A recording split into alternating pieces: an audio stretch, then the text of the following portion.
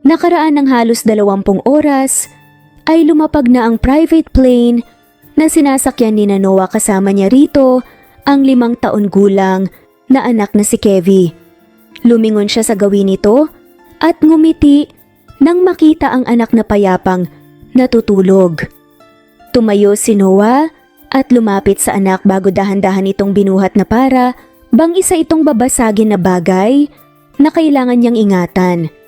Kevie is a precious to him. Si Kevie ang pinakamagandang dumating sa buhay niya. Daddy, Malambing na tawag sa kanya ng anak at pinulupot ang maliliit na braso sa leeg ni Noah. we're here na po ba? Inaantok na tanong ni Kevie sa daddy niya. Sasagot pa lang sana si Noah nang magtanong na naman ito. Makikita ko na po ba ang mommy ko, Daddy? Inosenteng tanong ni Kevie sa kanya. Napalunok na lang ng 3 beses si Noah at hinaplos ang ulo ng anak at hinalikan ang pisngi nito.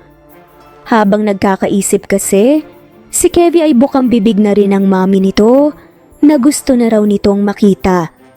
Nandito tayo sa Pilipinas, anak. Unang sagot ni Noah kay Kevie habang hinahaplos ang likod ng anak at hiniheli ito para makatulog ulit sa mga bisig niya. Nagising ba kita, Kevie? Masuyong tanong pa niya. Ang pangalawang tanong ng anak ay hindi niya na sinagot dahil wala naman kasi siyang tamang isasagot dito. Gusto kong makita ang mommy ko, Daddy. Iba ang sagot ng anak sa tanong niya. Mukhang hindi maganda ang gising ng anak ni Noah dahil sa pagkakabuhat niya. Kasi ay kung ano-ano na naman ang tinatanong sa kanya. Daddy, Nagbuntong hininga si Noah at umiling na lang dahil hindi niya kilala ang ina ni Kevie. Tanging ang mukha lang ng babae ang memoryado niya dahil sa bawat pagpikit niya ay ang mukha ng babae ang bumubungad sa kanya. Kusa kasing bumabalik-balik sa balintataw ni Noah ang senaryong 6 na taon na ang nakalipas kahit umalis sila rito sa Pilipinas at nanirahan na sa California. Nagbakasyon lang sila rito dahil anniversary ng mga magulang niya. nagugutom na po ako, Daddy. Imporma na lang ng anak sa kanya. Alam ni Noah na wala na itong gana dahil hindi naman nasagot ang tanong nito sa kanya. Okay, we are going to the nearest restaurant, Kevie. Malambing naman nasagot ni Noah sa anak at saka hinalik-halikan pa niya ang leeg nito na ikinahagik-gik naman ni Kevie habang naghihintay sila sa sasakyan na susundo sa kanila. Halika na, anak. Nandiyan na ang sundo natin. Sir, pasensya na po dahil na-late po ako ng 1 minuto. Bungad ng driver ni Noah. At yumuko ito bago sila pinagbuksan ng pinto sa backseat. Biglang napatampal na lang ang kaniyang anak sa noo nito at sabay rin silang kumamot sa kanilang gilid ng kilay dahil bitin silang dalawa sa paghaharutan nila. Napailing na lang si Noah dahil sa mga mannerism nilang dalawa, literal na anak niya talaga si Kevie. Habang binabaybay nila ang daan papunta sa pinakamalapit na restaurant, ay naisipan ni Noah na bumili ng bulaklak para sa kaniyang ina. Kaya nag-research siya sa internet kung saan ang mas malapit na flower shop sa location nila para daanan na lang nila kapag uuwi na sila sa mansyon pagkatapos nilang kumain. Ano po yan, Daddy? Malambing na tanong ni Kevie at dumukwang pa ito para makita ang tinitingnan ng kaniyang ama. Wow, flowers! Pumipili na silang dalawa ng mga magagandang sample ng flowers bouquet na nakikita nila sa posted online ng Ruby Flower Shop. Itinuro ni Kevie ang nagustuhan niya, kaya iyon na ang pinili ni Noah. Pwede rin pala itong ipaayos ayon sa kagustuhan mo. Sumenyas si Noah sa anak na huwag mag-ingay dahil tatawagan niya ang Ruby Flower Shop para maka-order na sila ng mamahalin na bulaklak. Thank you for calling Ruby Flower Shop. This is Ruby. How can I help you? Bungad ng tinig ng babae mula sa kabilang linya. Napapikit si Noah sa malambing na boses nito na para bang pamilyar sa kanya yon. Hello, how can I help you? Tanong ulit ng nagngangalang Ruby. Usal ni Noah at napalunok pa ng 3 beses. Can I order a bouquet? Sabi niya at pinilit niyang huwag mautal. Hindi alam ni Noah pero pinagpapawisan ang kaniyang noo. What sample do you refer, sir? Magaan na tanong ng babae kay Noah. The expensive one. Mabilis na sagot ni Noah. Okay sir, thank you. Sabi pa ng babae. I sent my payment through online at daanan ko na lang kapag natapos ng pinapagawa ko. Imporma ni Noah. At nagtipa siya sa isa niyang cellphone para makabayad through online bank sa account ng Ruby Flower Shop. I'll receive the payment, sir. Thank you. Malambing na sagot ng kausap bago pinatay ang tawag. Is that a simple call, Daddy? But you look so nervous. Pagbibiro ni Kevin sa ama. Nagkibit balikat si Noah dahil tama naman ang anak niya. Simple lang naman talaga ang tawag kanina pero na-tense siya sa malambing na boses na narinig niya at pinagpawisan pa talaga siya sa hindi malaman na dahilan.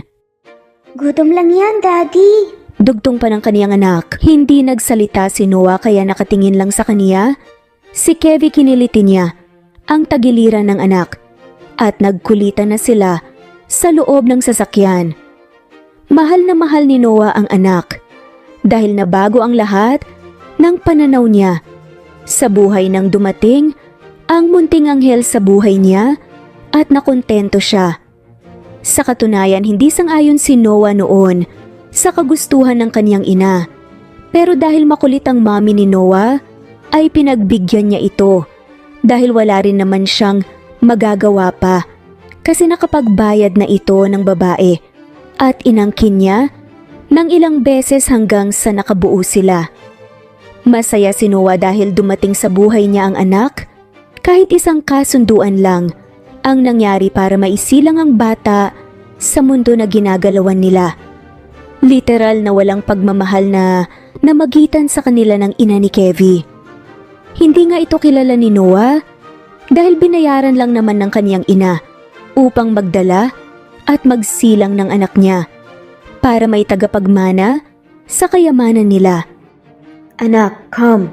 Malambing na sabi ni Noah sa anak dahil nasa tapat na sila ng resto. Inalis ni Kevin ang jacket na suot at nagpabuhat ito sa kaniyang ama bago sila pumasok sa loob ng restaurant. Daddy, can I go to the comfort room first? Samahan na kita, anak. Kaya ko naman po, Daddy. Big boy na po ako eh. Sad pa ni Kevin at nagpa-cute sa harapan ng ama. Okay, fine. Mag-iingat ka. Ngumiti at tumango ang anak niya bago patakbong tinungo ang comfort room, kaya sinundan lang ito ng tingin ni Noah hanggang sa nawala ito sa paningin niya. Samantala, palabas naman ang batang si Rob Rafael sa comfort room nang may bumangga sa kaniya. Kapwa silang napaupo sa sahig dahil sa lakas ng impact ng pagkabangga sa kanilang katawan. Ano ba? Sabay nilang sigaw at sabay rin silang tumayo. Bakit mo ako binangga? Nagchorus ang dalawang bata sa pagsasalita at kapwa rin na kumunot ang noo nang magtama ang mga mata nila. Speechless sila, pareho sa nakikita nila na tila ba ay nagsasalamin lang silang dalawa. Nagpapakiramdaman din sila habang palipat-lipat ang mga mata nila sa isa't isa. Sino ka? Sabay na tanong ni na Kevin at Rob at sabay rin nilang itinuro ng isa't isa. Bakit kamukha kita? Nagtatakang tanong ni Rob sa kaharap. Bakit magkamukha tayo? Tanong naman ni Kevin. Huwag mong sabihin na. Sabay silang napatampal sa kanilang noo at pagkatapos sabay rin silang kumamot sa gilid ng kanilang kilay at nagkatitigan na naman sila. Bakit mo ba ako ginagaya, ha? Sita ni Kevin at pumaywang pa siya na parang hari sa harapan ng kamukha niyang bata. At bakit naman kita gagayahin, ha, Aber? Balik na tanong naman ni Rob at pumaywang din siya. Ginagaya mo nga ako? Naiinis na bulalas ni Kevin, sabay padyak ng kaliwang paa. Hindi nga kita ginagaya. Buwelta naman ni Rob. Papadyak din sana siya pero pinigilan na niya ang sarili. Rob, anak. Tinig ng dalawang bata sa babaeng malambing ang tinig sa pandinig nila. Umayos sila ng tayo. Nagkatitigan lamang silang dalawa at hindi nagsalita na parang nagbabasahan lang din sila ng gagawin. Anak, hindi ka pa ba tapos? Muling tanong nga ng Nanay Ruby ni Rob at hindi makasagot ang bata dahil nakatuon lang ang mata niya sa kaharap. Bilisan mo na dyan anak, bakit sa ayaw mong magpasama kay nanay? Big boy na raw pero iihi lang, tagal naman. Reklamo pa ng nanay niya, kaya umiling na lang si Rob. Marami na kasing salita ang kanyang ina kapag hindi siya sumasagot na parang nawawala na siya. Marami pa tayong orders sa flower arrangement na gagawin. Imporma ni Ruby. Rob Rafael, nandyan ka pa ba? May pag-aalalang tanong ng ina ni Rob dahil buong pangalan niya ay tinawag nito. Papasok na ang nanay kung hindi ka palalabas dyan. Magsasalita na sana si Rob nang automatic na lumabas ang batang kamukha niya, kaya sinundan niya ito at nakita na lang niya na yakap-yakap na nito ang nanay niya. Alam niyang nag-aalala ang kaniyang ina, kaya gano'n ang eksenang nakita niya. Lumingon ang bata kay Rob at sumenyas siya na babalik gamit ang kaniyang hintuturo na pinaikot ito sa ere bago kumaway.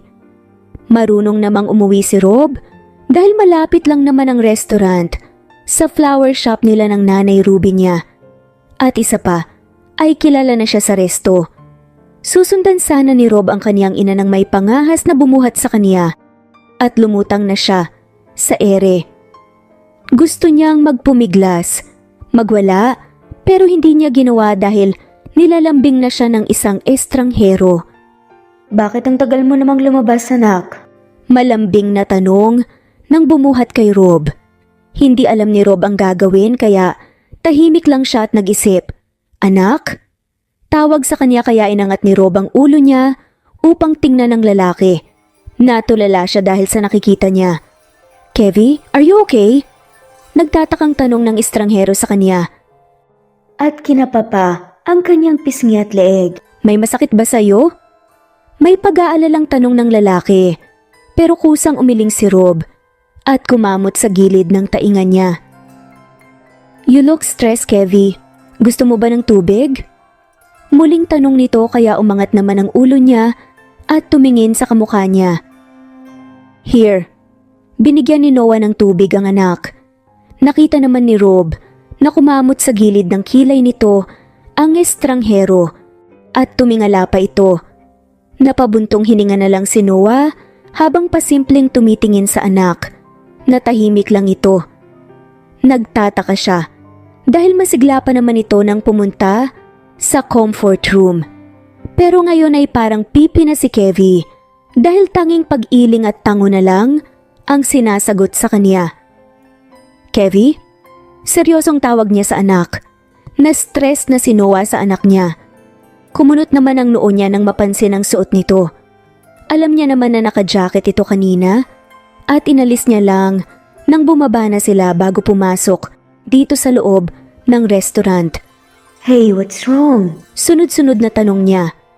Nang maalala ni Noah na baka nagtatampo ang anak sa kanya, kaya nagbuntong hininga ulit siya. Son, ilang beses ko bang sabihin sa'yo na hindi ko kilala ang mommy mo? Ang alam ko lang ay mukha niya. Naalala ko pa ang itsura ng mommy mo. Tumingin ulit ang anak niya sa kanya. Tingin na tila naguguluhan kaya umiling na lang si Noah dahil din siguro sa pagod ay kung ano-ano na rin ang iniisip niya. Dagdagan pa ang damit ng anak ni Noah na baka nga nagkamali lang siya. Kasi hindi rin siya sigurado. Kaya hindi niya alam. Pero feeling niya ay polo shirt ang suot ng anak. Galing California, hindi t-shirt. Kumain ka na anak, gutom lang yan. Utos ni Noah sa anak dahil hindi na nito ginagalaw ang paborito nitong pagkain. Na-stress na siya. Pero naintindihan naman ni Noah ang bata. Baka napagod lang din ito sa biyahe kaya ganon ang inaasal. Inasikaso niya ang anak at sinubuan pa niya ito para makakain lang hanggang sa natapos na silang kumain. Hands-on si Noah sa pag-aalaga sa anak niyang si Kevy kahit may yaya ito sa California.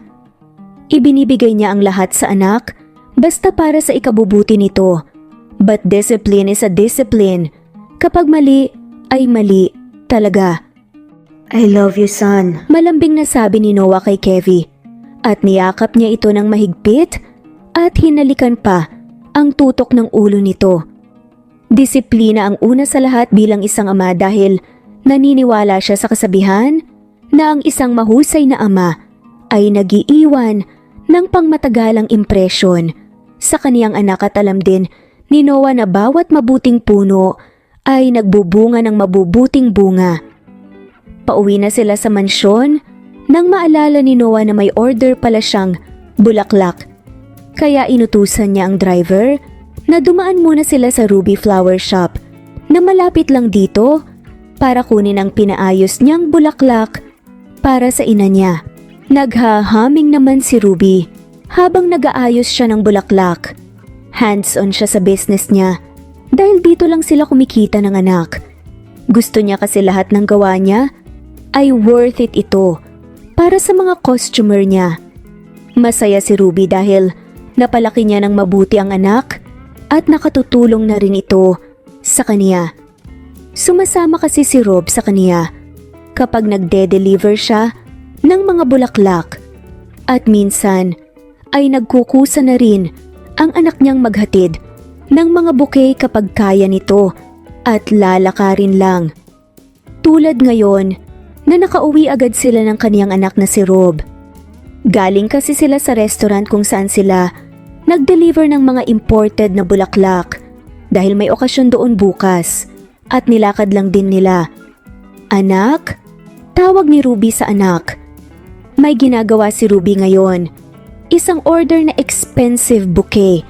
Kaya pinapaganda niya ang pag-aayos at uutusan sana niya ang anak na mag-abot ng mga bulaklak sa kanya para mas madali siyang matapos. Anak, Rob Rafael. Nagtataka si Ruby nang hindi man lang sumasagot ang anak sa kanya, kaya wala siyang nagawa kundi ang pumasok sa loob ng bahay nila upang tingnan kung ano na ang ginagawa nito. Anak, kanina pa kita tinatawag. Bakit hindi ka man lang sumasagot kay nanay? Tanong ni Ruby nang madatnan niya itong nakatingin lang din sa mga larawan nila na nakasabit lang sa dingding. Mula sanggol hanggang sa mag-5 taon gulang na ito. Rob, naririnig mo ba ako? May diin na tawag niya sa buong pangalan ng bata. Pinamaywangan na ito ni Ruby dahil kanina pa siya dada ng dada pero hindi naman sumasagot ang anak. Nang biglang tumingin kay Ruby ang tinatawag niyang Rob, ay natulala na lang siya sa nakikita ng 2 mata niya. Ina siya, kaya alam niya kung sino ang nasa harapan niya ngayon, kaya napakurap-kurap si Ruby at nag-init ang sulok ng mga mata niya. Anak ko. Nauutal na tawag ni Ruby. Sandali lang naman siyang tinapunan ng tingin at muling itinuon ang paningin sa dingding. Pwede ba akong lumapit? Nanginginig pa ang labing tanong niya. Hinintay na muna ni Ruby na tumango ito sa kanya bago siya nanginginig na lumapit sa harapan ng anak at lumuhod upang magpantay sila ng kambal ni Rob. Nagsimula nang tumulo ang mga luha niya dahil hindi niya inaasahan ng ganitong senaryo sa buhay niya. Matagal nang dinalangin at pinangarap ni Ruby na masilayan o makita man lang ang isa pang anak. Kahit nabuo sila ng walang pagmamahal, pero minahal niya ang mga ito dahil 9 na buwan niyang dinala at inalagaan sa loob ng kaniyang tiyan. Tumutulo ang mga luha at nanginginig na hinaplos ni Ruby ang pisngi ng bata dahil hindi siya makapaniwala sa nakikita. Nasa harapan na niya ito. Hindi siya dapat magkamali. Anak. Utal na utal pang sambit ni Ruby. Masakit mang isipin. Iyong sakit na parang nilalagari ang buong pagkatao niya dahil sa katotohanan. Katotohanan na ni isang letra sa pangalan ng kakambal ni Rob ay hindi alam ni Ruby dahil sa kasunduan nila noon nang ginang nakailanman ay hindi na siya makikilala pa ng kaniyang anak. Kailangan ni Ruby ng pera dahil nasa bingit ng kamatayan ng kaniyang ina at nasa presinto naman ang kaniyang ama. na siyang dahilan kung bakit inatake sa puso ang inay niya. Kaya tinanggap ni Ruby ang ganong sistema kahit labag sa loob niya. Kambal ang anak ni Ruby na hindi alam ng ginang noon dahil itinago niya ito. Matapos kasi nang may mangyari sa kanila ng estrangherong anak nito at nang nabuntis na siya ay inuwi ni Ruby sa bahay nila na tanging financial support lang ang ibinibigay sa kanya. Kaya nagkaroon siya ng pagkakataon na hindi sabihin ang totoo na kambal ang dinadala niya. Hanggang sa inilabas na ni Ruby ang dalawa at pinakiusapan niya ang doktor na ibigay ang isang anak niya sa ginang na naghihintay sa labas at huwag sabihin na may kambal ang anak niya. Ikaw nga. Sambit ng batang si Kevie. Ikaw nga ang mommy ko. Napahagulgol na lamang si Ruby nang maramdaman niya ang dalawang maliliit na kamay ng anak na humahaplos sa mukha niya at kusang pinunasan pa ang mga luha niya sa pisngi. Yumakap ang mga maliliit na braso nito sa leeg ni Ruby, dahilan para mayakap niya ito ng mahigpit. Nasa ganong senaryo sila ng anak nang biglang tumunog ang cellphone ni Ruby.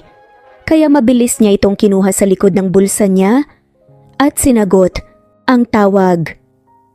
"Thank you for calling Ruby Flower Shop. This is Ruby. How can I help you?" Sagot ni Ruby at yakap-yakap pa rin niya ang anak niya. "Miss, kukunin ko na sana ang pinapaayos kong bulaklak." Sagot sa kanya ng nasa kabilang linya. Biglang nataranta si Ruby dahil hindi pa niya naayos ang bulaklak pero alam niya na malapit naman itong matapos. Ano? Tal na sambit ni Ruby dahil hindi niya alam ang isasagot. "Nandito na kami sa labas ng Ruby Flower Shop, miss."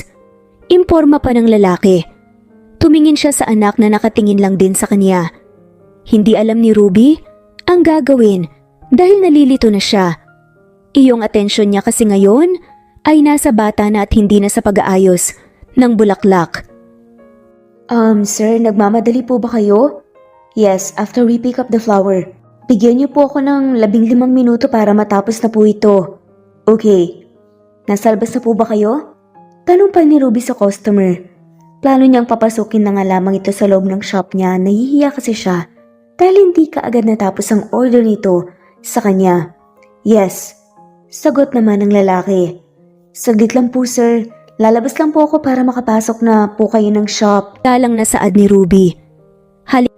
Halika anak. Kaya ni Ruby sa anak. Gusto niyang tanungin kung ano ang pangalan nito pero nahihiya siya dahil baka buweltahan siya ng anak. Kaya itinikom na lamang ni Ruby ang kaniyang bibig. Pumasok na silang dalawa sa loob ng flower shop nang maalala ni Ruby si Rob. Kaya tumingin siya sa anak at nagtanong. Nasaan si Rob? Nasa restaurant po, mommy. Sagot naman ni Kevie. Kaya natulala na naman si Ruby dahil tinawag siyang mommy na parang musika ito sa pandinig niya. Hindi siya nag-aalala sa anak niyang si Rob dahil marunong itong umuwing mag-isa kapag sa restaurant lang naman ito galing. Nasa dulo lang din ng iskinita ang lokasyon ng flower shop nila, tapos sa likod nito ay ang bahay na ni Ruby. Kung lalabas ka sa shop, ay matatanaw na ang Luxy Restaurant na siyang suki na nila pagdating sa mga bulaklak.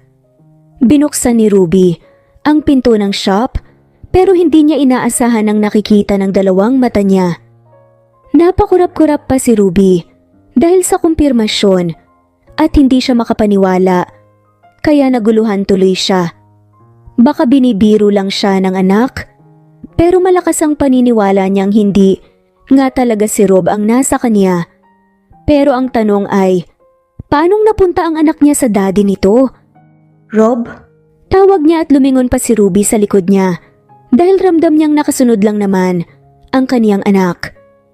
Naisip din ni Ruby na baka binibiro lang siya ng bata dahil matagal na kasing gustong makita at makasama ang ama nito. Binibiro mo ba ako, Rob? Seryosong tanong ni Ruby. Gusto niyang makasiguro dahil kapag nagkamali siya ay malalaman ang sikreto niya. I am not Rob Rafael, mommy. Sagot naman ni Kevie. Nagsalita na ito ng English kaya naniwala na siya. I'm Kevi. Tumango na lang si Ruby dahil kumpirmado na niya na hindi talaga ito si Rob Rafael. Magsasalita pa lang sana ni Ruby nang makarinig siya ng sigaw galing sa labas. Kevi?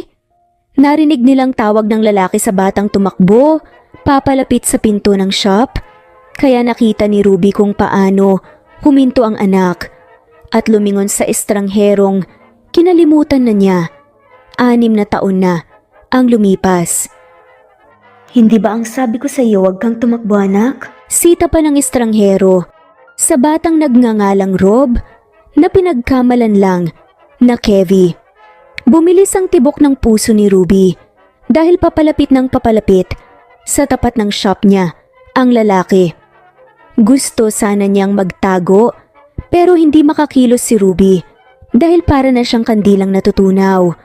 Pero naramdaman na lang ng isang kamay niya ang maliliit na kamay ng anak.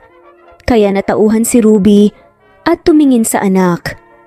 Nasa loob lang po ako ng bahay, Mommy. Palam ni Kevi. Tumakbo naman si Kevi papasok sa bahay nila kaya umiling na lang si Ruby at sinundan na lang niya ito ng tingin. At least, ngayon ay alam na ni Ruby kung ano ang pangalan ng isa pang anak. Paglingon ni Ruby sa labas, ay nakita niya na binuhat ng lalaki si Rob bago sila pumasok sa loob ng shop dahil pinagbuksan na niya ito kaya malaya na silang nakapasok. Wala sa loob na inayos ni Ruby ang sarili bago tumingin kay Rob at nagkatitigan silang dalawa. Umupo muna kayo, sir. Nauutal na pag-alok ni Ruby sa lalaki. Hinarap ni Ruby ang naantalang pag-aayos ng bulaklak pero nanginginig ang kamay niya at hindi rin siya makakonsentrate dahil feeling niya ay nakatitig lang sa kanya ang estranghero. You look so tense. Seryosong sambit nito sa kanya. Hindi nagsalita si Ruby at itinuon lang ang pag-aayos sa order ng lalaki na hindi niya na matapos-tapos.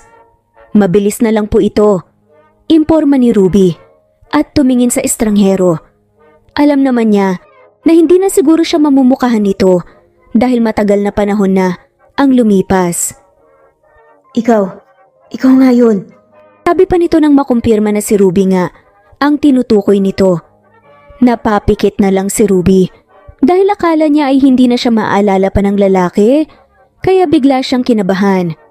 Dahil naisip ni Ruby ang kasunduan na tanging dahilan kung bakit naisalba ang buhay ng nanay niya at nakalabas sa presinto ang tatay niya. Tuliro at hindi alam ang gagawin ng mabalitaan ni Ruby ang masaklap na nangyari sa kaniyang mahal na ina dahil inatake ito sa puso. Namumuo ang luha sa kaniyang mga mata nang pumasok si Ruby sa ospital habang sari-saring senaryo ang pumapasok sa kaniyang isipan at isa na rito ang wala silang kapera-pera. Kinakabahan siya, sabayan pa ng panginginig ng mga tuhod ni Ruby at pagpapawis ng mga kamay niya. Isa pa kasing problema ni Ruby ay ang kaniyang ama na siyang dahilan kung bakit nasa ospital ang kaniyang ina. Dahil sa gulong, kinasangkutan ng itay niya. Huminga ng malalim si Ruby at hinakbang ang mga paa, tapos lakad-takbo ang ginawa niya upang mabilis na makarating sa nurse station nang biglang may bumangga sa kaniya. Kaya napaupo siya sa sahig. Aray ko, ang balakang ko. Daing ni Ruby dahil literal na nasaktan talaga siya. Tumingala siya at automatikong lumuhod nang makita kung sino ang nabangga. I'm sorry po. Patawarin niyo po ako, hindi ko po sinasadya. Mabilis niyang sabi habang nakaluhod sa harapan ng ginang. Alam kasi ni Ruby na isa itong doktor dahil sa puting suot na tinatawag na laboratory gown. Naramdaman ni Ruby na hinawakan ng ginang ang dalawang balikat niya at tinulungan pa siyang tumayo dahil sa pagkakaluhod niya. Ako ang may kasalanan dahil hindi kita nakita. Paliwanag ng ginang at tumitig lang ito sa mukha niya kaya yumuko si Ruby. Nahihiya kasi siya sa kaharap dahil nagmumukha siyang basahan sa ayos niya at galing pa siya sa pag-iyak. Pasensya na po talaga. Paghingi ng babae ng paumanhin. Okay lang, iha. Nakangiting sagot naman ng ginang kay Ruby at tinalikuran na siya. Inayos ni Ruby ang sarili at lumapit sa nurse station upang magtanong kung saang kwarto ang kaniyang ina. Nurse, saan po ang kwarto ng aking ina na si Mrs. Nanita Garcia? Magalang na tanong ni Ruby. Nakita niyang nagtipa sa computer ang nurse na naka-duty sa area na yon at tumingin uli ito kay Ruby. ICU, miss. Nasa ICU, miss. Literal na nablangko si Ruby nang marinig kung nasaan ang nanay niya. ICU? Iyon kaya alam niyang critical ang kondisyon nito. Salamat. Pasasalamat ni Ruby na halos hindi niya mabigkas pa ng mabuti ang salitang lumabas sa bibig niya. Dali-daling pumunta sa ICU si Ruby at nang makarating siya ay para siyang naistatwa dahil sa nakikita. Maraming aparatos ang nakakabit sa katawan ng kaniyang ina, kaya tumulo na lang ang kaniyang luha dahil naawa siya rito. Biglang tumunog ang cellphone ni Ruby, kaya kinuha niya ito at tiningnan kung sino ang tumatawag sa kaniya. Sinagot niya ang tawag kahit hindi nakarehistro ang numero sa cellphone niya. Hello? Nauutal na sagot ni Ruby. Hello, miss. Police station to. Gusto ka raw kausapin ng iyong amang si Benedicto Garcia. Imporma ng nasa kabilang linya. Hindi na sumagot pa si Ruby dahil alam niyang problema naman ang sasabihin ng kaniyang ama. Hello, anak? Mahinang saad ng tatay ni Ruby. Pasensya ka na kay tatay. Wala naman akong kasalanan. Kamusta ang anak mo, anak? Hindi pa rin sumasagot si Ruby dahil wala siyang maisasagot na maganda. Baka magiging problema na naman kapag sabihin ni Ruby sa tatay niya na critical ang nanay niya. Inosente ako, anak. Pero hindi ako makalalabas dahil kailangan daw ng kalahating milyon para makalabas ako. Sa narinig ay napaupo na lang si Ruby sa sahig at nabitawan niya ang cellphone niya at umiyak na lang ng umiyak. Anong klaseng kamalasan ba ang dumating ngayon sa buhay ni Ruby? Miss? Sambit ng isang ginang. Umangat ang ulo ni Ruby at nagulat siya dahil ang nakabangga niya kanina ay siyang nasa harapan niya ngayon. Tumayo si Ruby at nagbigay galang sa kaharap. Ikaw ba ang guardian ni Mrs. Garcia? Tanong nga ng doktor kay Ruby kaya tumango na nga lamang siya bilang sagot. Tatapatin na kita, iha. Ako ang doktor ng iyong ina at kailangan niyang maoperahan sa lalong madaling panahon. Hindi sumagot si Ruby dahil hindi niya alam kung saan siya kukuha ng perang pambayad sa operasyon. Walang-wala sila sa estado ng buhay nila, kaya't swerte na sila kapag nakakain sila ng 3 beses sa isang araw, minsan nga ay 2 beses lang. Pero nagpapasalamat na sila sa biyayang natatanggap nila. Nakita ni Ruby na pumasok ang ginang sa loob ng ICU at sinuri ang nanay niya, kaya si Ruby naman ay napaupo na lang dahil sa problemang ibinigay sa kaniya. Hindi alam ni Ruby kung saan lalapit, pero nagdasal siya ng taimtim.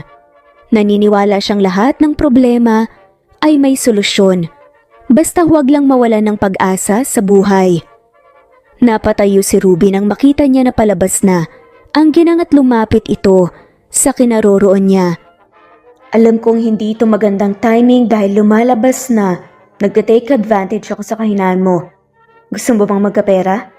Bigyan mo ako ng tagapagmana. Sa pamamagitan ng anak ko, bigyan niyo ako ng apo at kapalit ng 10 milyon. Walang paligoy-ligoy na offer ng ginang kay Ruby. Paano ho? Masyadong sakit sa ulo ang anak ko, iha.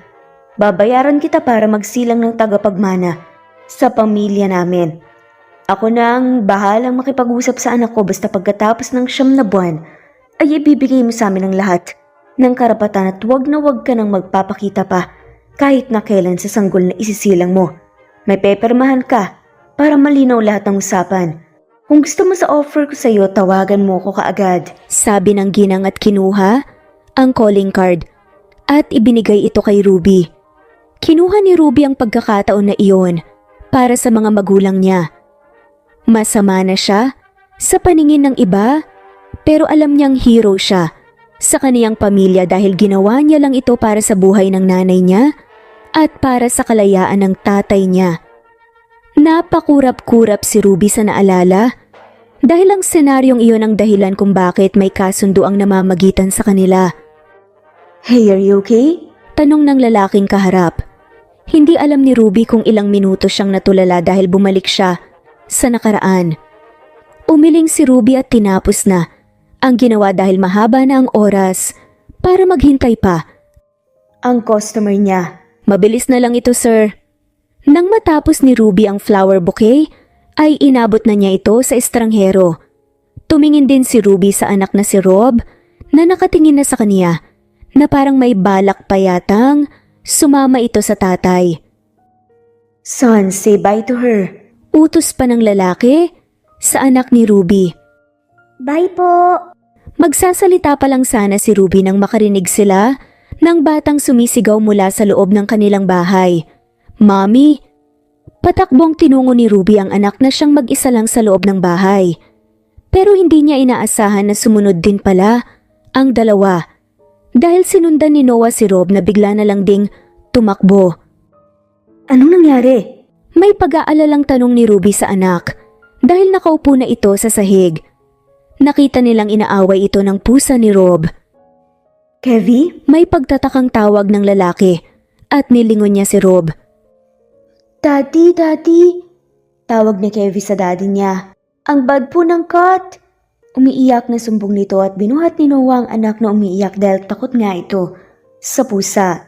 Sus, pusa lang yan oh, takot ka niyan? Natatawang sabi ni Rob at inilapit nga. Talaga ang alaga niyang pusa sa kakambal kaya umiyak na nga na naman ito. Go away, go away. Pagtataboy ni Kevy sa kapatid niya pero tumawa lang si Rob na parang natutuwa pa sa nakikita. Rob, Rafael? Sita ni Ruby sa anak kaya tumigil na nga rin ang mga to at nagtago na nga sa binti niya. Sorry po, nanay. Ulat si Noah sa nakikita ng dalawang mata niya dahil dalawang bata ang magkamukha. Hindi siya makapaniwalang may kambal sila ng babae. Alam niya kasi na ito ang babaeng binayaran ng mami niya noon. Hindi dapat magkamali si Noah. Paano to nangyari? Nung ni Noah at tumingin sa babae.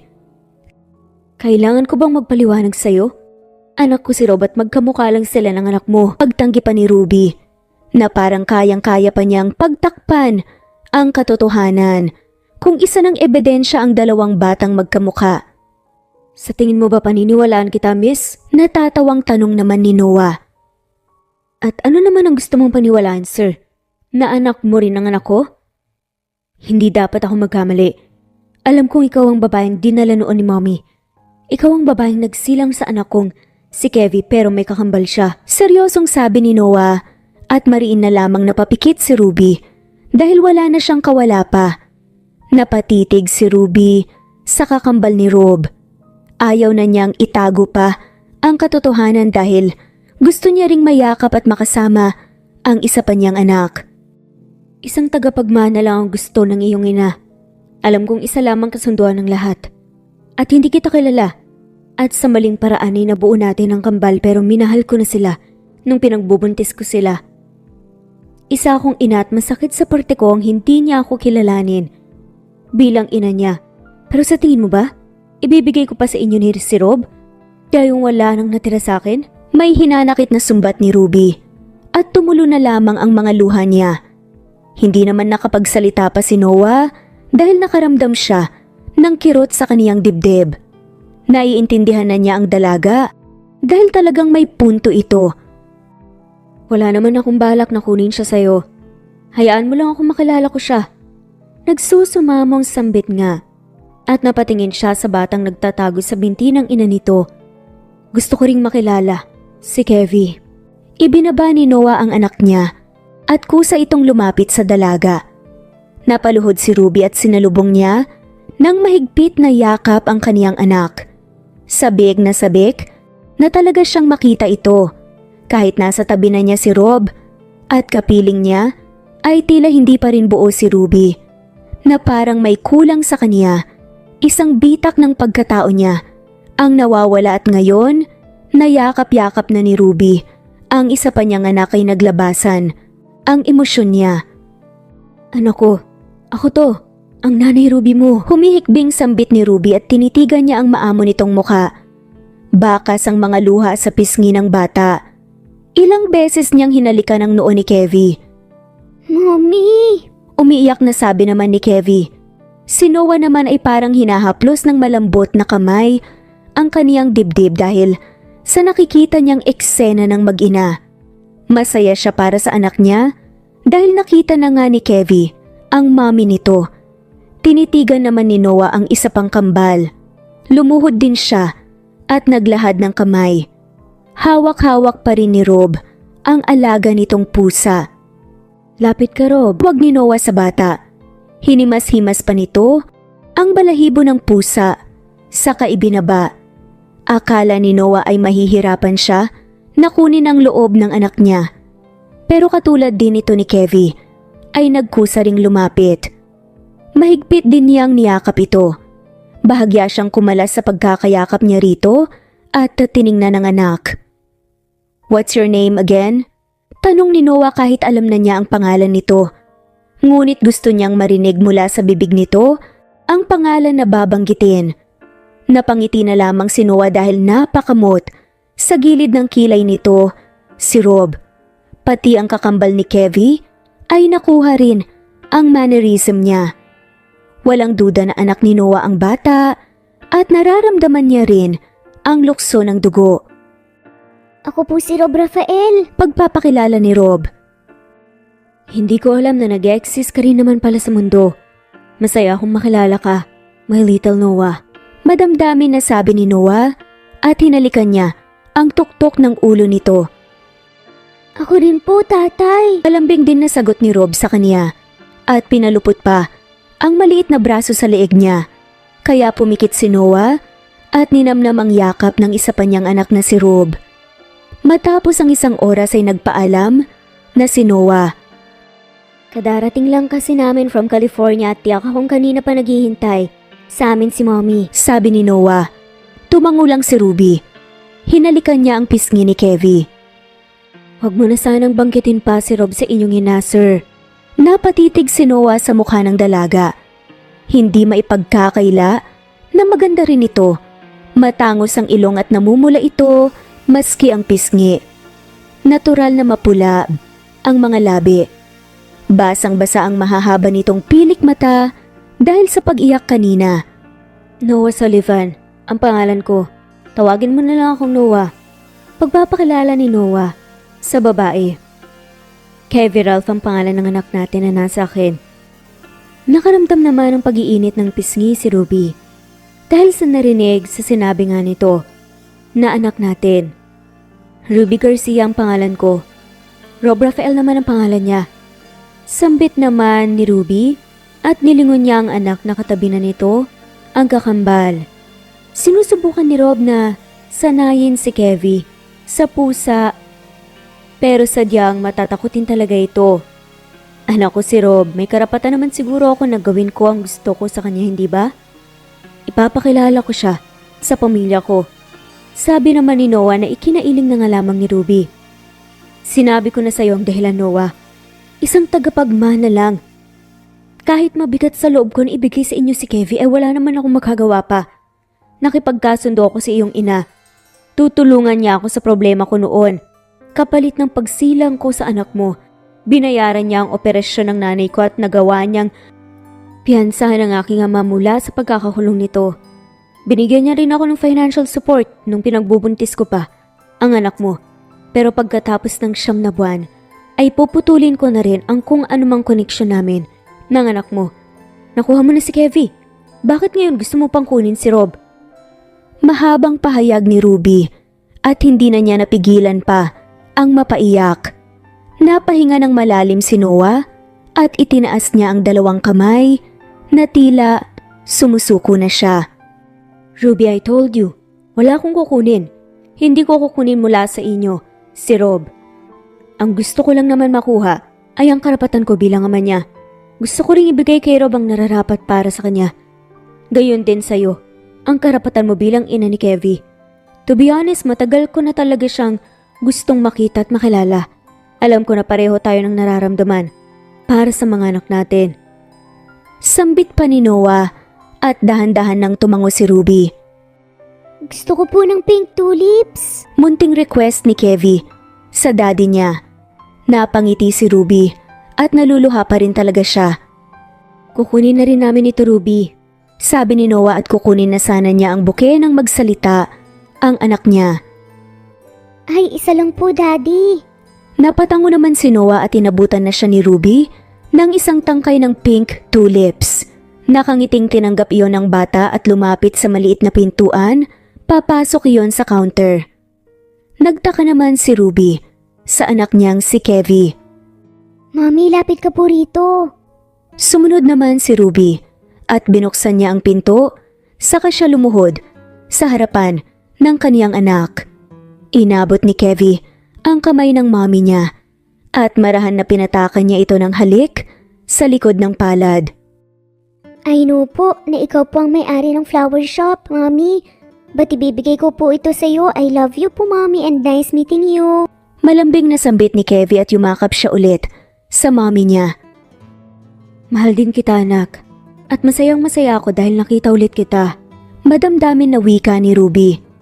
Ako rin po ba, Nanay? Ang pagsingit naman ni Rob sa yakapan ng ina at kakambal niya. Si Noah naman ay nakangiting binalingan niya ang anak na si Rob. Hanggang ngayon ay nasa bisig pa rin nito ang pusa. Ruby. Anong ikaw rin, Rob? Ano naman pong ibibigay ko kay tatay, Nanay? Bibigyan ko rin po ba siya ng bulaklak? Nakangiwing tanong ni Rob sabay tingin kay Noah. Napahalakhak ang daddy niya. Nilapitan uli ni Noah si Rob. Anak, kahit wala ka nang ibibigay kay daddy, ayos lang yon. Ang mahalaga, kilala natin ang isa't isa. Sabi ni Noah sa anak at pinisil niya ang pisngi nito. Gusto niyo po ba ng pusa? Ibibigay ko po ito sa iyo, tatay. Humalik lang sa noon niya si Noah. Babalik kami rito para bisitahin kayo. Sabi ni Noah at hinawakan niya ang kamay ni Kevie. Mag-iingat kayo. Sambit naman ni Ruby at nagpaalam na nga sila. Ikaw bata, wala ka bang ibibigay sa akin? Sa halip na magpaalam si Rob ay yun ang lumabas sa bibig niya. Rob, ano ba namang bata ka? Kakambal mo siya anak, ikaw ang mas matanda kaysa kay Kevie. Sabi naman ni Ruby. Si Noah naman ay napailing lang. Magkamukha man ang mga anak niya, pero magkaibang magkaiba naman ang mga ugali nito. Ano ba ang gusto mo? Napaisip naman si Rob. Isa lang ang gusto ko. Kaya mo bang ibigay yun sa akin? Tila nang hahamon na tanong pa ni Rob. Napakamot sa kilay niya si Kevie at napansin iyon ni Ruby. Isa na iyon sa mannerism ng kaniyang anak. Pati sa ganoong paraan ay may pagkakatulad din pala. Ano nga yun? Tanong ni Kevie.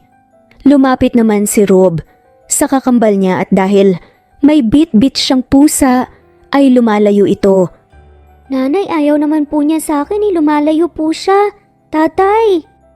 Sumbong ni Rob sa mga magulang niya na ikinatawa nila pareho. Ibaba mo kasi ang alaga mo anak. Alam mong takot sa pusang kakambal mo eh. Mahinahon na sa adaman ni Ruby. Takot siya sa pusa, ayoko rin po sa kanya. Nakasimangot na sabi ni Rob at humugot ng malalim na hininga si Ruby. Sige na Noah, umalis na kayo. Dadaldalin lang kayo ni Rob. Ani ni Ruby at ngumiti lamang si Noah at muling humalik sa noo ng anak niyang nagtatampo. Babalik si daddy anak. Paalala nga ni Noah bago sila umalis ni Kevie. Tinandaan ni Noah ang daan patungo sa flower shop ni Ruby. Sa hindi malaman na dahilan ay nakaramdam siya ng excitement na bumalik sa lugar na ito. Mano po, Naitay. Sambit ni Ruby at nagmano na nga siya sa magulang niya. Kinaya rin siya ni Rob. Mano po, Lola, Lolo. Sambit ni Rob. Kagabi lang kita na pang naginipan na po. At ngayon nasa harapan na kita. Pero sa panaginip ko ay kasama mo na ang inyong kambal. Ang saya-saya niyo nga eh. Namilog naman ang mga mata ni Benedicto dahil hindi na nga niya napigilan pa ang sarili. Ngumiti na nga lamang si Ruby sa tatay niya. Kevin Ralph po ang pangalan ng isa po ninyong apo. Tay, next time po ipakikilala ko sa inyong anak ko. Sabi pa nga ni Ruby. Ano naman ang ibig mong sabihin, anak? Nagtatakang tanong nga ng kanyang ina. Kasi po, Nay, Tay, nakilala na po namin si Kevie.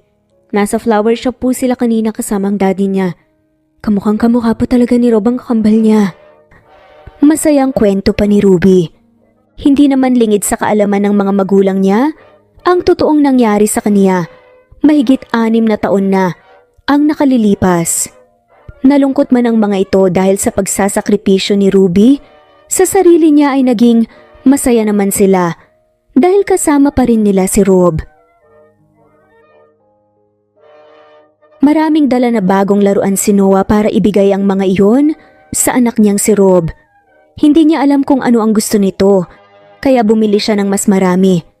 Maaga silang umalis ng anak niyang si Kevie para bumalik sa flower shop.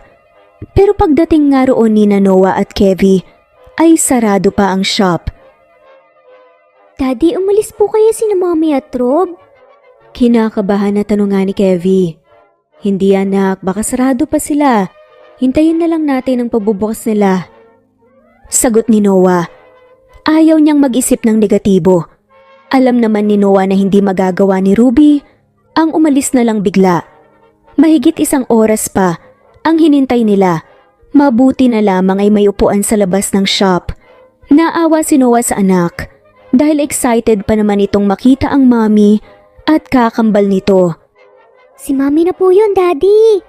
Masayang bulalas ni Kevin nang makita niya sa malayo ang pamilyar na bulto ng katawan ni Ruby.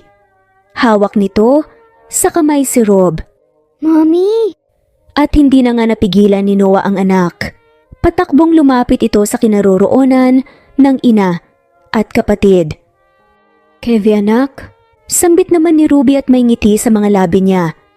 Ibinuka niya ang mga kamay at sinalubong ng mahigpit na yakap si Kevie. Si Rob naman ay hindi rin nagpatalo. Patakbong lumapit din siya sa daddy niya. Tatay! Masayang sigaw nito at may patalon-talon pa si Rob bago siya nakalapit sa kaniyang ama. Tumuloy na silang 4 sa loob ng flower shop.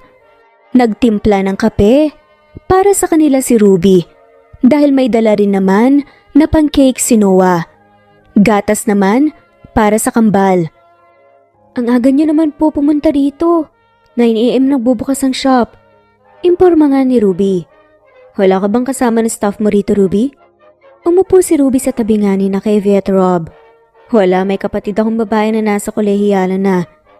Minsan ay tumutulong siya sa akin pero pinapauwi ko rin sa bahay dahil nandoon ang mga magulang namin. Paliwanag naman ni Ruby at inasikaso niya ang anak niya.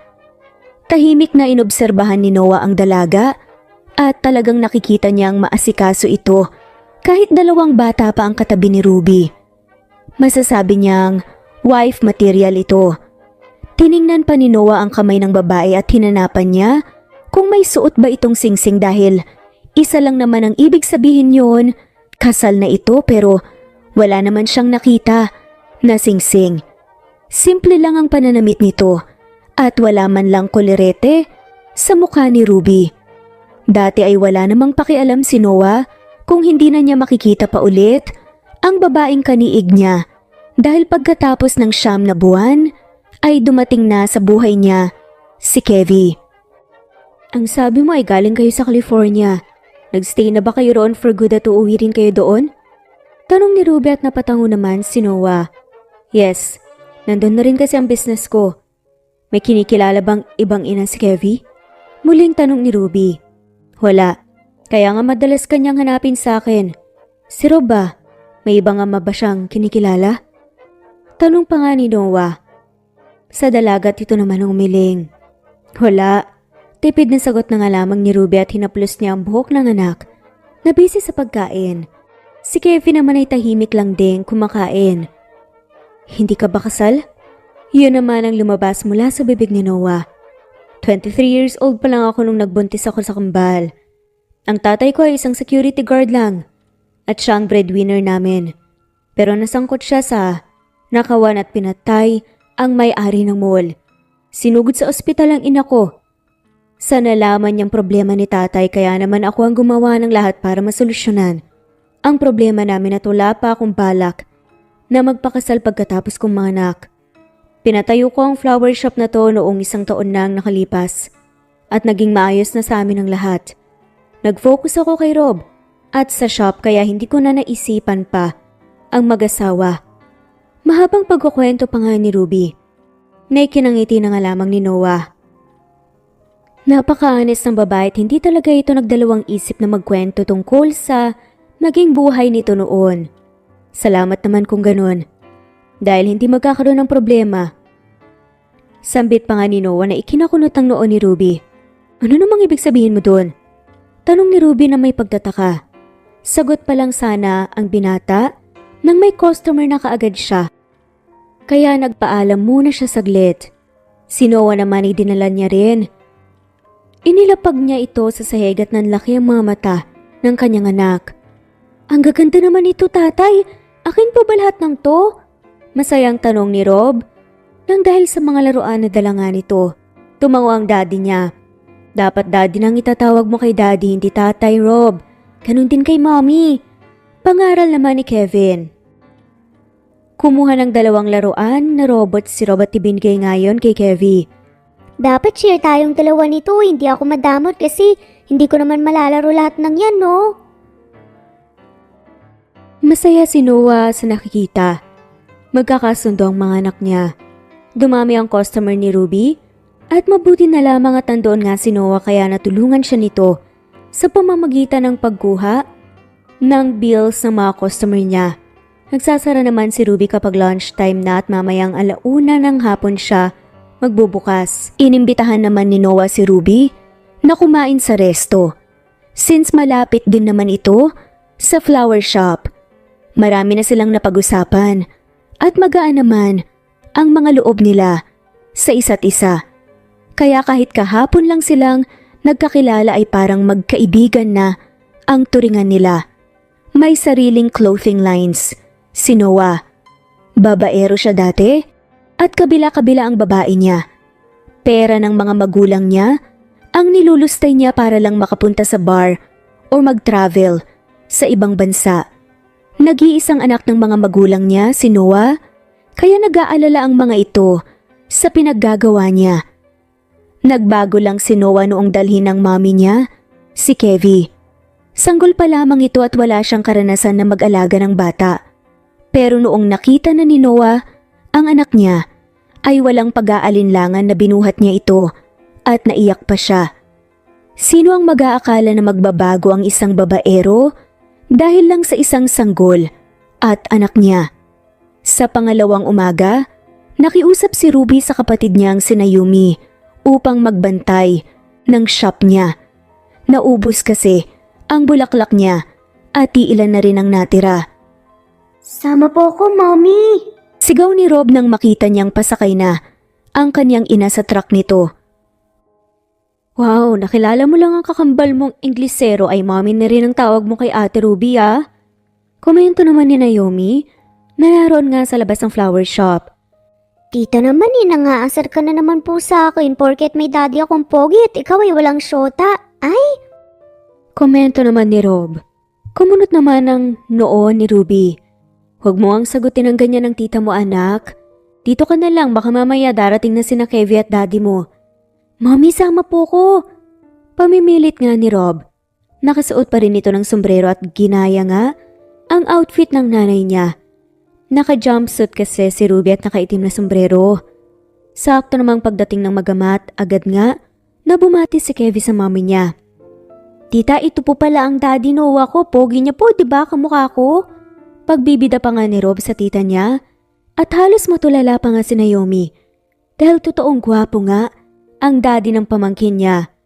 Talaga namang naka-jackpot ang ate ni Naomi dahil pogi na nga ang anak nito, mas gwapo pa nga pala ang ama. Kevin, siya ang kapatid ko. Si tita Naomi, batiin mo siya anak. Marahan na utos naman ni Ruby. Hello po, I am Kevin Ralph. Pagpapakilala nga ni Kevin at lumapit nga siya sa tita niya.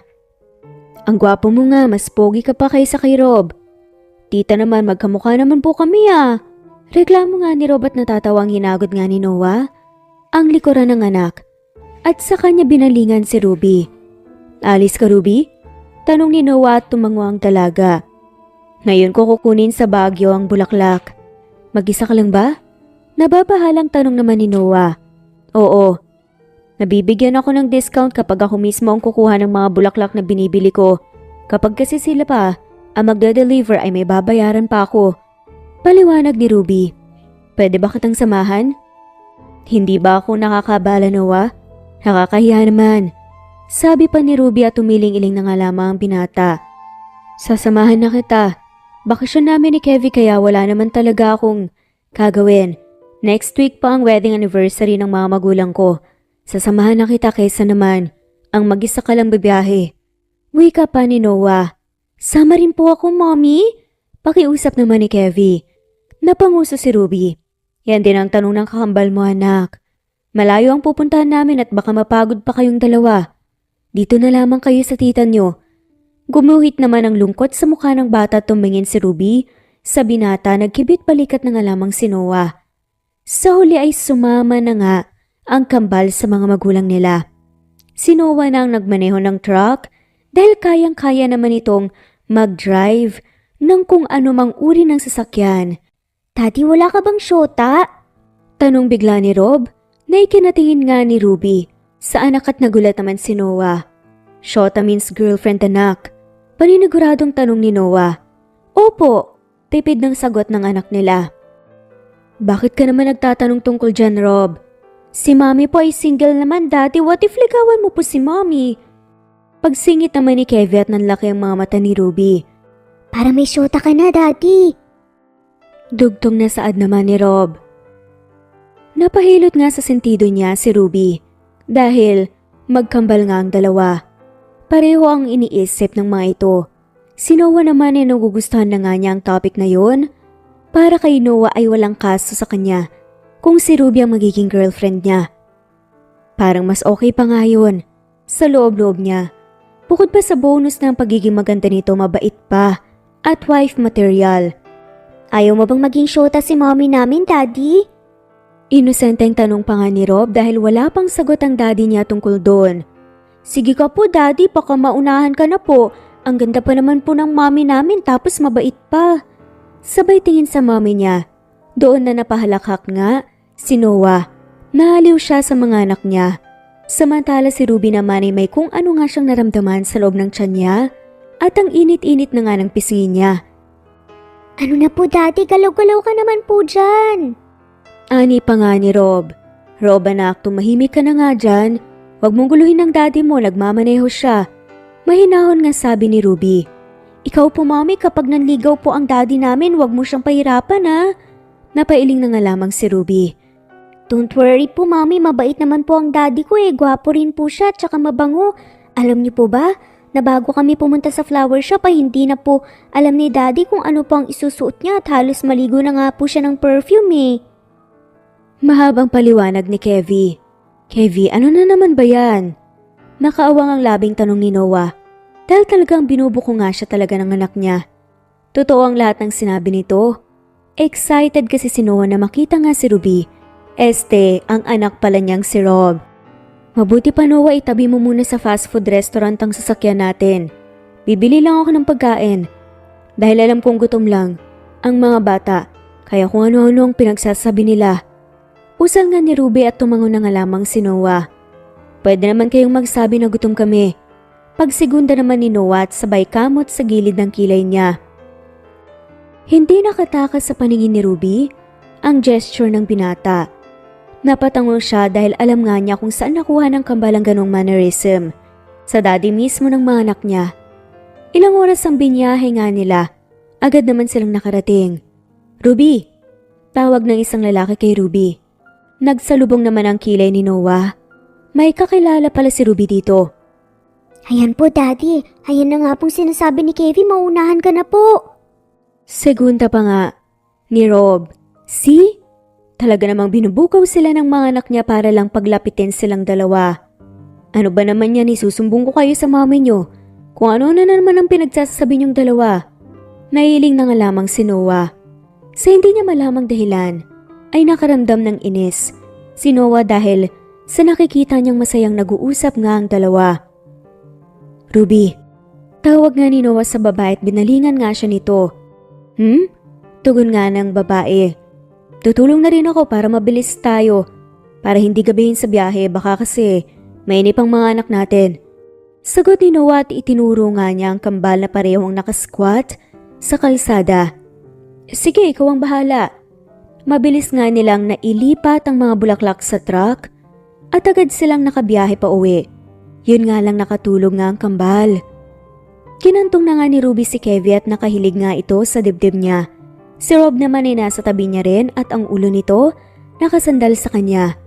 Napagod ang mga bata kakadaldal kaya hayaan na lang natin silang matulog, yan ang napalaan nila. Komento ni Noah. May kinangiti ni Ruby. Hayaan mo na. Si Rob talagang hindi sanay sa mahabang biyahe. Sabi pa ni Ruby at hinaplos-haplos niya ang buhok nito. Ganon din naman si Kevie. Wala kambal sila. Nakaiting sabi ni Ruby. May tanong ako. Maya-maya pa ay biglang sambit ni Noah na parang seryoso at napatingin naman sa gawin niya si Ruby. Ano naman yun? Tanong nga nito kay Noah. Minsan ba ay naisip mo na bigyan ng kumpletong pamilya si Rob? Tanong ni Noah na ikinahinto nga ng kausap niya. Hindi ko naisip ang bagay na yan, Noah. Ang pinangarap ko lang ay mabigyan ako ng pagkakataon na makita ulit si Kevie. Nung baby pa lang si Rob ang dami kong panghihinayang. Paano kung nasa tabi ko pa siya? At pareho ko sila ni Rob na binibigyan ng gatas. Hinihele tuwing maiiyak sila. Bawat oras ang lumipas ay palagi ko silang naalala. Mahabang sambit ni Ruby at nasa tinig niya ang lungkot at panghihinayang. Walang gabi na hindi ako umiyak. Sa tuwing nagkakaganon ako, ay niyayakap ko lang si Rob. Malaking parte ang pagkatao ko ang nawala at yun ay si Kevie. Kaya noong nakita ko na ulit siya, ay unti-unting bumalik. Ang bitak na yon sa aking pagkatao. Nabuo ako bigla ni Kevie. Ngayon na nakita ko na siya ay parang hindi ko na kayang mawala pa siya sa akin. Mahabang pahayag ni Ruby. Kung ganon, seryosohin na natin ang kagustuhan ng mga anak natin. Tila may pinalidad bang saad ni Noah na ikinatigil naman ni Ruby. Gusto ko mabuo ang pamilya natin, Ruby. Gusto ko mabigyan ng kumpleto at masayang pamilya ang mga anak natin. Hayaan mo sana ako. Hayaan mo na sana akong maging parte pa ng buhay mo. Seryosong wika pa ni Noah at umawang ang mga labi ng dalaga sa narinig. Kumpletong pamilya. Kasama sina Rob, Kevie at Noah.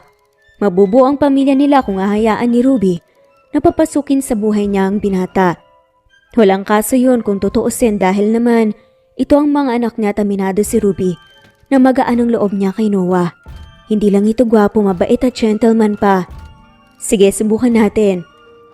Nauutal at nahihiyang pagsang-ayon ni Ruby. Nagiwas pa nga siya ng tingin. Malapad naman ang ngiti ni Noah dahil hindi siya nahirapan. Nakumbinsihin ng babae. Nandito na pala tayo. Kakamot-kamot sa pisnging sambit ni Rob. Napahikab naman si Kevie.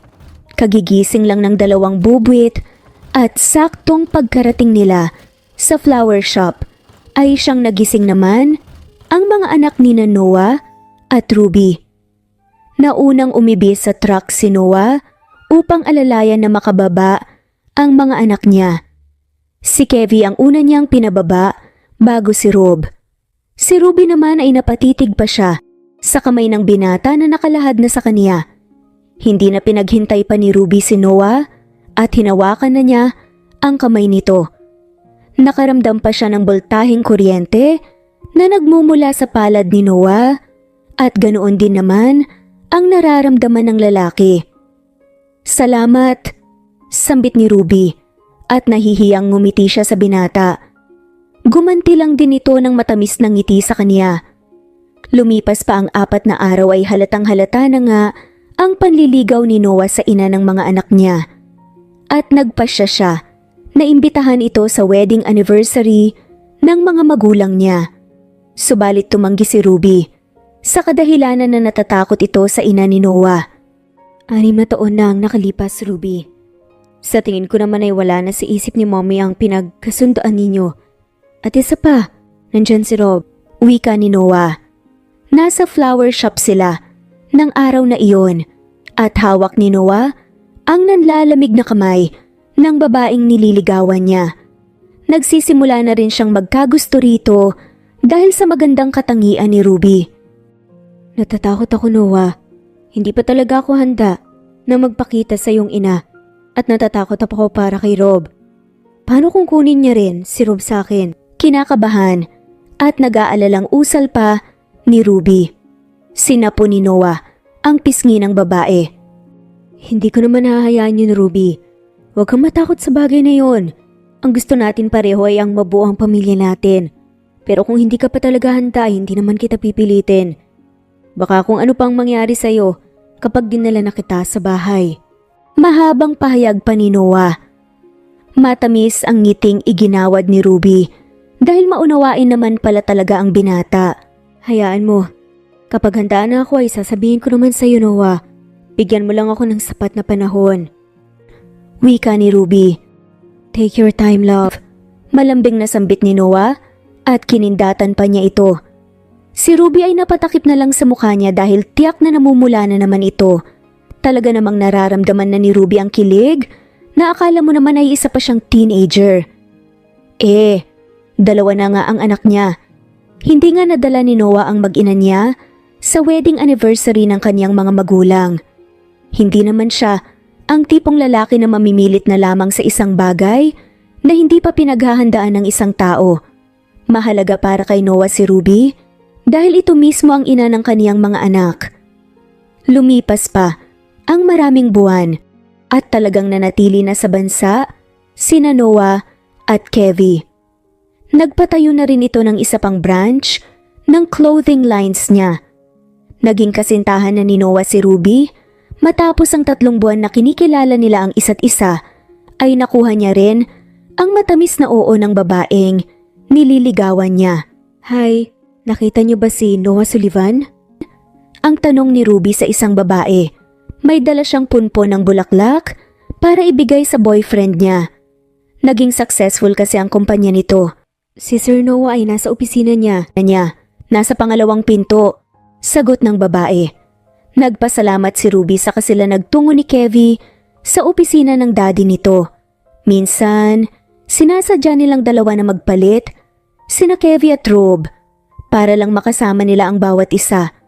Wala pa kasing nakaalam tungkol sa kambal at hindi pwedeng umuwi ng bahay si Noah na hindi kasama ang anak. Ngayon ay si Kevie ang kasama ni Ruby at si Rob ay Nak.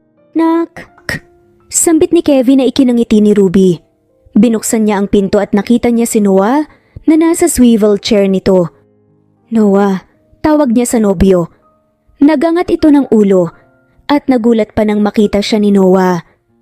Napatayo pa ang boyfriend ni Ruby at pagpasok nilang dalawa ni Kevie ay nakarinig na lamang sila ng pagkabasag ng isang bagay. Dahan-dahan na napalingon sa pinanggalingan ng ingay na iyon si Ruby at nabuhay ang kaba sa dibdib niya.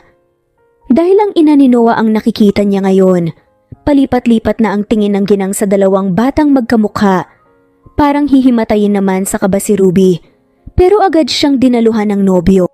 No, huwag kang matakot, iha, nagulat lang ako. Agaran na sabi ng ginang at nagkatinginan sina Ruby at Noah.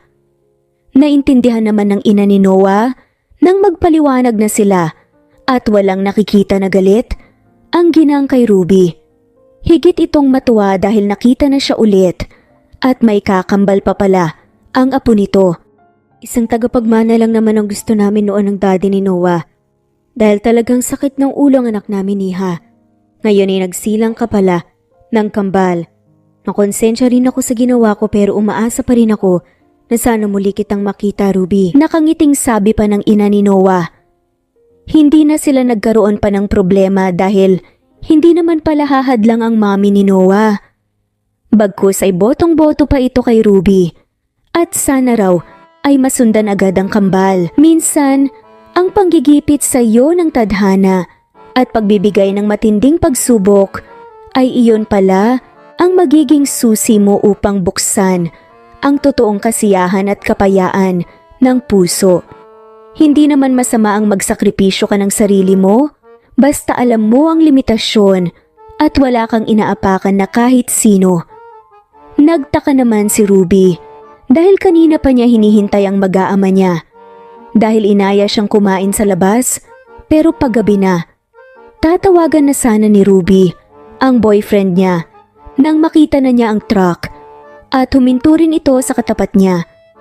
Nanlaki ang mga mata niya sa magandang bulaklak na tila gumagawa lang ng letra. Napaawang ang labi ni Ruby dahil sa nabasa niya. Nandoon ang mga anak niya. Nagsasaboy ng pulang rosas si Rob. Samantalang si Kevin naman ay nagpalipad ng maraming balloons. Huling nagpakita si Noah na may letrang bulaklak na hawak. Me. Humakbang palapit si Noah kay Ruby at iniluhod ang isa nitong binti. Kasabay na inilabas ang kaheta na may laman ng magandang uri ng singsing. Ruby, ang mga anak natin ang naging susi kaya pinagtagpo tayong dalawa. Kaya sana hayaan mo akong makasama ka hanggang sa pagtanda natin at habang buhay. Pwede ko bang palitan ang apelyido mo ng pangalan ng pamilya ko? Madamdami na tanong ni Noah at napatango si Ruby. Siyempre naman. Kahit san mo pa ako simbahan na dalhin, oo pa rin ang sagot ko. Naluluhang saad ni Ruby. Mabilis na isinuot ni Noah ang singsing sa kanya. Ngumiti muna ito bago siya siniil nang mariin na halik at buong puso namang tumugon si Ruby. Mahal na mahal kita, Ruby. May sensiridad na sambit ni Noah kay Ruby. Hindi niya akalain na mamahalin niya rin pala ang ina ng mga anak niya sa maikling panahon lang. Mahal din kita, Noah.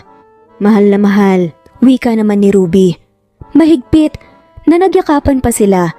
At doon lang napansin ni Ruby ang mga magulang nila ni Noah.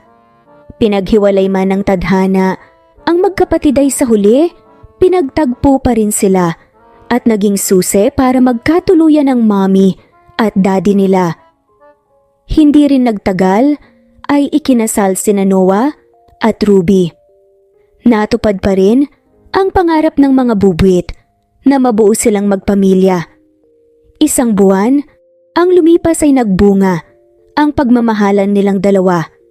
Sina Kevin at Rob, sila man ang bunga ng sakripisyo, ay naging daan pa rin sila sa pagkakaroon nila ng magandang buhay. At dito na nga po nagtatapos ang kwentong pagmamahalan ni Ruby at Noah.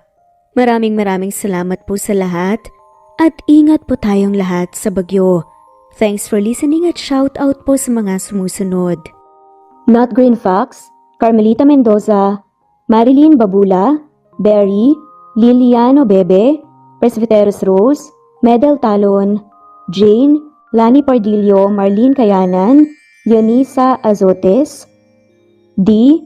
Marie Ramos, Araceli, Lilio Saria, Miras Channel, Raquel Epe, Gina Tutor, Jane, Hartley, Sunshine Sotalbo, Maricel Cabigon, Merlin Baroza, Gina Marayo, Merlin Rodel Obejero, Hans, Cecilia Comoda, Tahani Vlog, Merlin, Kuya Atok, Maria Merly Brogada, Marilu Cabantac, Filipina, Eileen, Mercedita San Jose, Lovina Galang, Lilian, Teresita de Jesus, Monina Aviles, Yula Pedrona, Romana Gorospe, Rosemary Vasquez, Marley Lazaraga, Leonisa Azotes, Jocelyn Tancinco, Estelita Mahia, Ding Lege, Marisa de los Reyes Arroyo, Leia Paul Vinar, Steve the Music,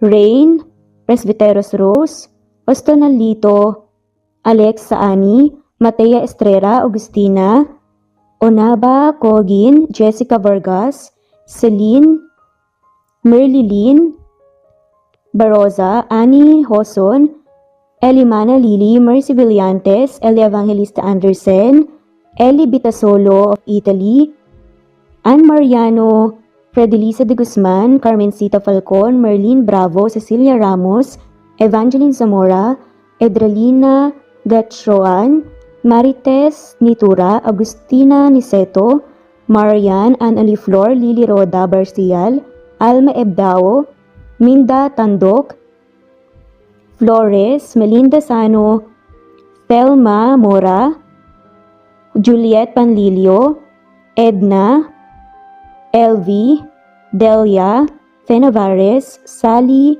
Lariano, London Villas, Danica Selga, Lani Pardillo, Teresita Schmid, Charlie, Nora Bell Evans, Roger, Lloyda Salon, Bella, Nelly Ortiz, Mary Rose Carillo Jesusa, Enday Samante, Enday Lebra, Yolanda Tejida, Honey Villasenor, Tessie, Marichan, Ann Mariano, Wilma Guzman, Gabrielio, Liu, Maria Rica Natividad, Melanie Juan, Anita Hernando, Teresita Arevalo, Raquel Magno, Carmencita Falcon, Flordet, Nat Greenfax, Luz Templo Nuevo, Teresita Schmid, Flor Cabrera, Virginia Salazar, Luz Templo Nuevo, Leia, Madeline Tagle, Wilma Villafuerte, Isaac Ablon,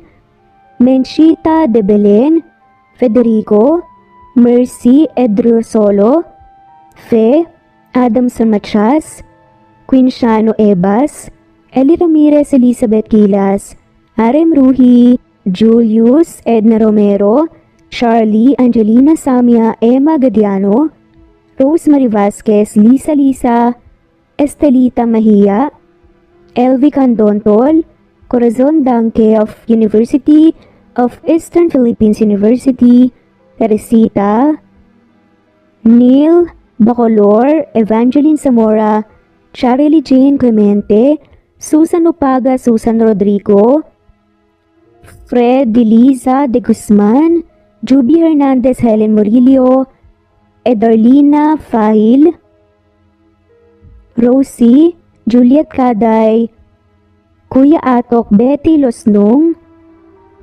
Crescen, Susana, Tessie Rumbawa, Lovina Galang, Aida Jurado, Emily Kinlog, Mirna Hamero, Liz Berito, Gabrielio, Juan Spotify, Imelda Fortes of Columbus City, Larry Malapaya, Dance, Remy's Life Official, Ellie Evangelist Anderson, Choi, Ree, Jasmine Baya, Jerowina Aquino, Emeguba, Marilyn Babula, Shane Villarmino, Beth Sardina, Gabriel, Nino Regidor, Mel Abrogar, Rosemary Vasquez at shoutout na rin po sa lahat ng mga walang sawang sumusubaybay. Maraming salamat po.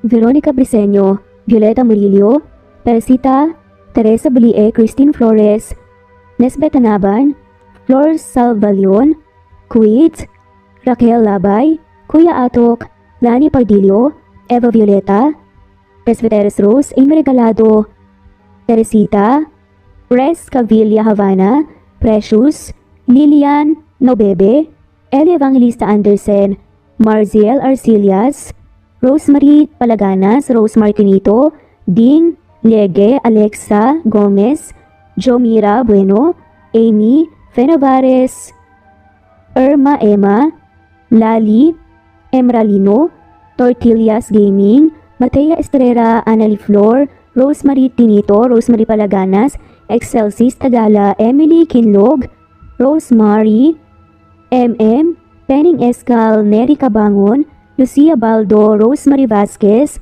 Londono Villas, Faye, Rosemary, Angelo, Vicky Adlaon, Mercy Villantes, Rezeline Unday, Allen, Ace, Nino Regidor, Jeyo Cadtec, Escapades Matilda, Irma Valerio, Agustina Aniceto, Cecilia Alvior, Naitan Canada, Lily Roda Barcial, Eli Ramirez, Doris Day Pangan, Lynn Lee of Macau, Reyes, Rebecca Tezuka, Noel Macero, Rizalina Credo, Mitchie Karch, Romel Carion, Juliet Panlilio, Lynn, Merlilyn Zenny Marion, Wenoni Anya Lucas from Bacolod City, Merlina Aparata, Annalyn Nantes, Flordette, Lorena Utod, Faye, Anita Hernando, Roach Ann Rodriguez, at shoutout na rin po sa lahat ng mga walang sawang sumusubaybay. Maraming salamat po.